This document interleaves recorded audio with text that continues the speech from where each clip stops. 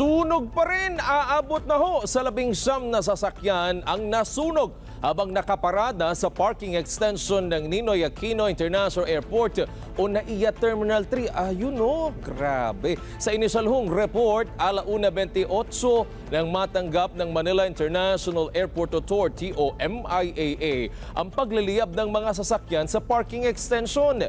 Unahong rumesponde ang MIAA Rescue and Firefighting Division sa sunog na mabilis na kumalat dahil sa mga tuyong damo na nagliyab at gumapang sa ilang bahagi ng parking area. Sa initial report ng MIAA, grass fire ang itinuturong dahilan ng sunog na tumagal hanggang 1:57 ng tanghali bago idineklarang fire out ng mga rumesponding bumbero. Sinabi ho ni General Manager Eric Jose Castro Ines, mabilis ang naging pagkalat ng apoy. Kasalukuyan pa anyang nagsasagawa pa ng investigasyon ng mga otoridad sa lawak at halaga ng pinsala ng sunog sa lugar. Grabe.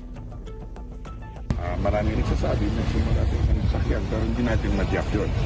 Mabilis umabot. Bago na-report pa na isang sakyan, pagtakbo ng fire natin, fire and rescue natin, by that time, ang bilis.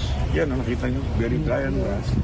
Tapos ang bilis ng hangin, kaya gumanon, inikutan yung itong batok.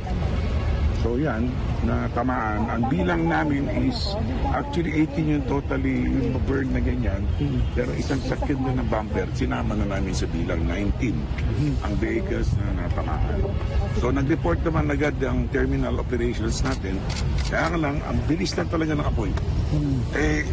Pagtingin ko nga kanina, pagsabi sa amin sa office, mausok talaga. Tapos matakbo na yung mga fire natin. Wala hindi na napigilan. Malakas talaga. Parang spark that led to well, we cannot say that. Fire, It possibly can. Possibly, hindi natin alam. Kaya nag-iimbestiga ngayon sila. Hinahanap nila kung ano pinagsimulan.